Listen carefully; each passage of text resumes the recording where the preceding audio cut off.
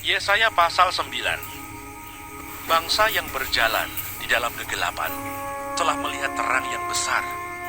Mereka yang diam di negeri kekelaman, atasnya terang telah bersinar.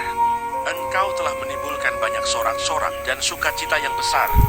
Mereka telah bersukacita di hadapanmu, seperti sukacita di waktu panen, seperti orang bersorak-sorak di waktu membagi-bagi jerahan. Sebab kuk yang menekannya dan gandar yang di atas bahunya, serta tongkat si penindas, telah kau patahkan seperti pada hari kekalahan Midian. Sebab setiap sepatu tentara yang berderap-derap dan setiap jubah yang berlumuran darah akan menjadi umpan api.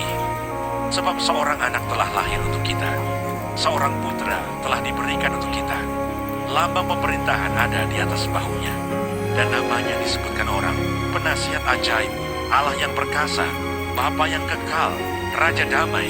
Besar kekuasaannya dan damai sejahtera tidak akan berkesudahan di atas tahta Daud dan di dalam kerajaannya, karena ia mendasarkan dan mengokohkannya dengan keadilan dan kebenaran dari sekarang sampai selama-lamanya.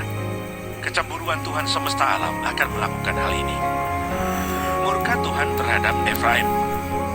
Tuhan telah melontarkan firman kepada Yakub, dan firman-Nya itu menimpa Israel. Biarlah seluruh bangsa itu mengetahuinya, yakni Efraim dan penduduk Samaria, yang berkata dengan congkaknya dan tinggi hatinya, tembok batu bata jatuh, akan kita dirikan dari batu pahat. Pohon-pohon ara ditebang, akan kita ganti dengan pohon-pohon aras. Maka Tuhan membangkitkan para panglima Rezin melawan mereka, dan menggerakkan musuh-musuh mereka. Orang Aram dari timur dan orang Filistin dari barat, mereka menelan Israel dengan mulut yang lebar.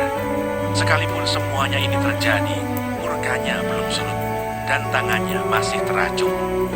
Tetapi bangsa itu tidak kembali kepada Dia yang mengajarnya, dan mereka tidak mencari Tuhan semesta alam.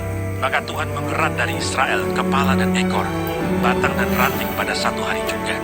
Tua-tua dan orang yang terpandang, itulah kepala, dan nabi yang mengajarkan dusta, itulah ekor.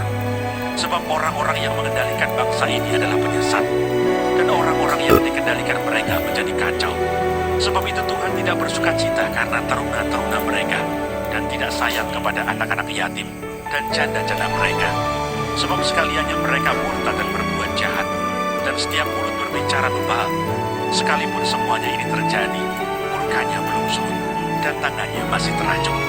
Sebab kefasikan itu menyala seperti api, yang memakan habis putri malu dan rumput, lalu membakar belukar di hutan, sehingga tonggak asap berkepul-kepul ke atas.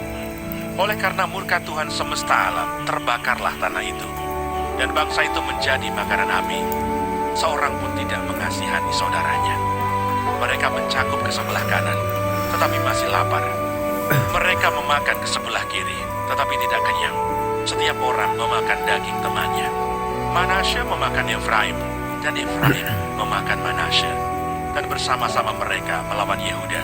Sekalipun semuanya ini terjadi, murkanya belum surut, dan tangannya masih teracung.